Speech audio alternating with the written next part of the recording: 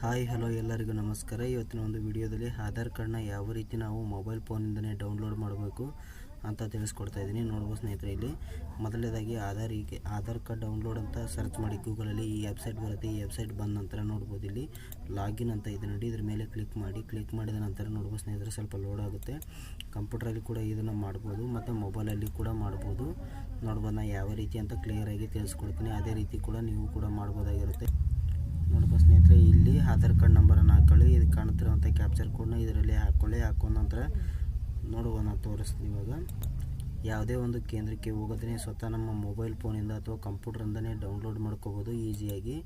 ನೋಡ್ಬೋದು ಇಲ್ಲಿ Aadhaar card number ಹಾಕೊಂಡ ನಂತರ ನೋಡ್ಬೋದು ಸ್ನೇಹಿತರೆ ಯಾವ ರೀತಿ ಬರುತ್ತೆ ಅಂತ ನಾನು ತೋರಿಸ್ತೀನಿ. ಇವಾಗ ನೋಡ್ಬೋದು ಸ್ನೇಹಿತರೆ, ಈ ರೀತಿ ನಂಬರ್ ಹಾಕ್ಕೊಂಡು ಇಲ್ಲಿ OTP ಗೆಟ್ OTP ಅಂತ ಲಾಗಿನ್ ಟು OTP ಅಂತ ಇದೆ ನೋಡಿ, ಇದ್ರ ಮೇಲೆ ಕ್ಲಿಕ್ ಮಾಡಿದ ನಂತರ ನಿಮ್ಮ ಮೊಬೈಲ್ ಈ ನಂಬರಿಗೆ ಒಂದು OTP ಬಂದಿರುತ್ತೆ. ಆಧಾರ್ ಕಾರ್ಡ್ ಲಿಂಕ್ ಇರುವಂಥ ಮೊಬೈಲ್ ನಂಬರ್ಗೆ ಆ ಮೊಬೈಲ್ ನಂಬರನ್ನು ಹಾಕಿ ಇದು OTPನ ಹಾಕಿ ಲಾಗಿನ್ ಮಾಡ್ಕೊಳ್ಳಿ. ಲಾಗಿನ್ ಮಾಡ್ಕೊಂಡ ನಂತರ ಸೀದಾ ಯಾವ ರೀತಿ ಬರುತ್ತೆ ಅಂತ ನಾನು ಅದು ಕೂಡ ತೋರಿಸ್ತೀನಿ. ಯಾವುದೇ ಒಂದು ಕೇಂದ್ರಕ್ಕೆ ಭೇಟಿ ನೀಡಿದೇ ಸ್ವತಃ ನಮ್ಮ ಮೊಬೈಲ್ ಫೋನಿಂದ ಅಥವಾ ಕಂಪ್ಯೂಟ್ರಿಂದಲೇ ಡೈರೆಕ್ಟಾಗಿ ಡೌನ್ಲೋಡ್ ಮಾಡ್ಕೋಬೋದು. ತುಂಬ ಈಸಿ ಅಂದರೆ ಈಸಿ ಇದೆ. ನೋಡ್ಬೋದು OTP ಹಾಕಿದ ನಂತರ ಇಲ್ಲಿ ಕ್ಲಿಕ್ ಮಾಡಿ ಲಾಗಿನ್ ಅಂತ ಇದೆ ನೋಡಿ, ಇದ್ರ ಮೇಲೆ ಕ್ಲಿಕ್ ಮಾಡಿದ ನಂತರ ನೋಡ್ಬೋದು ಸ್ನೇಹಿತರೆ ಇಲ್ಲಿ ಡೌನ್ಲೋಡ್ ಆಧಾರ್ ಕಾರ್ಡ್ ಅಂತ ಬಂದಿದೆ ನೋಡಿ. ಇಲ್ಲಿ ಡೌನ್ಲೋಡ್ ಆಧಾರ್ ಕಾರ್ಡ್ ಮೇಲೆ ಕ್ಲಿಕ್ ಮಾಡಿದ ನಂತರ ನೋಡ್ಬೋದು ಇಲ್ಲಿ ನಿಮ್ಮ ಡೀಟೇಲ್ಸ್ ಎಲ್ಲ ಬರುತ್ತೆ ತೋರಿಸುತ್ತೆ. ಇಲ್ಲಿ ಡೌನ್ಲೋಡ್ ಅಂತ ಇದೆ ನೋಡಿ, ಇದ್ರ ಮೇಲೆ ಕ್ಲಿಕ್ ಮಾಡಿದ ನಂತರ ಡೌನ್ಲೋಡ್ ಆಗೋಕ್ಕೆ ಸ್ಟಾರ್ಟ್ ಆಗುತ್ತೆ. ನೋಡ್ಬೋದು ಸ್ನೇಹಿತರೆ, ಇಲ್ಲಿ ನಾನು ಡೌನ್ಲೋಡ್ ಆದ ನಂತರ ಯಾವ ರೀತಿ ಅಂತ ತೋರಿಸ್ಕೊಡ್ತೀನಿ. ನೋಡ್ಬೋದು ಇಲ್ಲಿ ಡೌನ್ಲೋಡ್ ಆಗಿ PDF ಡೌನ್ಲೋಡ್ ಆಗಿದೆ. ಇದನ್ನು ಓಪನ್ ಮಾಡಿದ ತಕ್ಷಣ ನೋಡ್ಬೋದು ಪಾಸ್ವರ್ಡ್ ಕೇಳುತ್ತೆ. ಪಾಸ್ವರ್ಡ್ನ ಏನು ಹಾಕ್ಕೋಬೇಕಂತ ಹೆಂಗೆ ಹಾಕ್ಕೋಬೇಕಂತ ಕೂಡ ನಾನು ತಿಳಿಸ್ಕೊಡ್ತೀನಿ. ನೋಡ್ಬೋದು ಇಲ್ಲಿ ನಿಮ್ಮ ಒಂದು ಪಾಸ್ವರ್ಡ್ ಏನಾಗಿರುತ್ತೆ ಅಂದರೆ ನಿಮ್ಮ ಕೊನೆಯದಾಗಿ ಫಸ್ಟ್ನೇ ಸ್ಪೆಲ್ಲಿಂಗು 4 ಅಕ್ಷರನ ಹಾಕೊಂಡ ನಂತರ ಮತ್ತು ನಿಮ್ಮ ಹುಟ್ಟಿರುವ ಇಸ್ವಿಯನ್ನು ಹಾಕ್ಕೋಬೇಕಾಗುತ್ತೆ. ಅದೇ ಪಾಸ್ವರ್ಡ್ ಆಗಿರುತ್ತೆ ಇದ್ರದ್ದು.